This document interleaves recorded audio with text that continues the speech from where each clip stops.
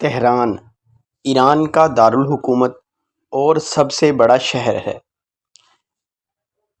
یہ نہ صرف صوبہ تہران کا صدر مقام ہے بلکہ شہرستان تہران اور اس کے مرکزی ضلع کا بھی انتظامی مرکز ہے۔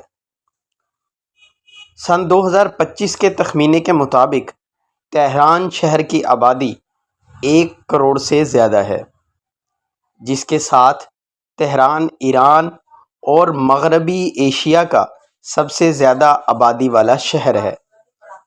مشرق وسطیٰ میں قاہرہ کے بعد دوسرا بڑا شہر اور دنیا کا 24واں سب سے زیادہ آبادی والا شہر ہے۔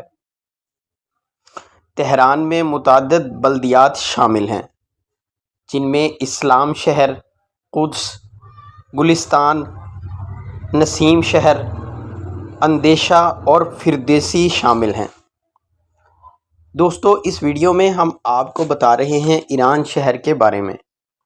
اگر آپ چینل پر نئے ہیں تو آپ سے درخواست ہے چینل کو سبسکرائب کر لیں اور بیل آئیکن کو ضرور پریس کر دیں تاکہ ہر نئی آنے والی ویڈیو سب سے پہلے آپ تک پہنچ سکے۔ قدیم زمانے میں موجودہ تہران کا کچھ حصہ راکسی کے زیر اثر تھا، جو ماد سلطنت کا ایک اہم شہر تھا، لیکن قرون وسطیٰ کی عرب، ترک اور منگول یلغاروں میں تقریباً مکمل طور پر تباہ ہو گیا تھا۔ جدید رے کو اب کلاں شہر تہران کا حصہ شمار کیا جاتا ہے۔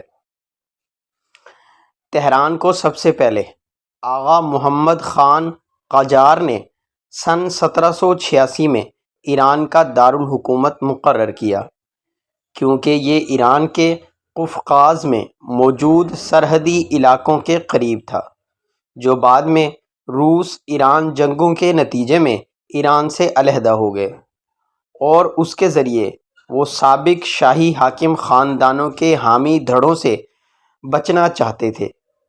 تاریخ میں ایران کا دارالحکومت کئی بار بدلا گیا اور تہران ایران کا 32واں دارالحکومت بنا۔ سن 1920 کی دہائی میں بڑے پیمانے پر تعمیری منصوبوں کا آغاز ہوا اور 20ویں صدی کے بعد تہران ایران بھر سے ہجرت کا مرکز بن گیا۔ تہران کئی تاریخی مقامات کا حامل ہے، جن میں قاجار سلطنت کا گلستان محل، جو کہ عالمی ثقافتی ورثہ ہے، نیز پہلوی دور کے سعدآباد اور مرمر محل شامل ہیں۔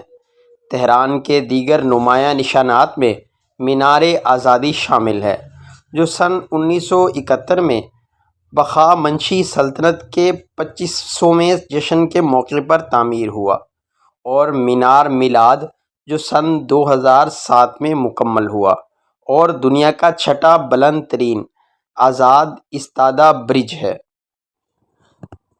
تہران کو بین الاقوامی سطح پر امام خمینی بین الاقوامی ہوائی اڈے اور اندرون ملک مہرآباد ہوائی اڈے کے ذریعے ملایا گیا ہے۔ یہاں مرکزی ریلوے اسٹیشن، تہران میٹرو، تیز رفتار بس نظام اور شاہراہوں کا وسیع جال موجود ہے۔ ماحولیاتی آلودگی اور زلزلوں کے خدشے کے باعث دارالحکومت کو کسی اور مقام پر منتقل کرنے کی تجاویز دی گئی ہیں، تاہم اب تک انہیں منظوری نہیں ملی۔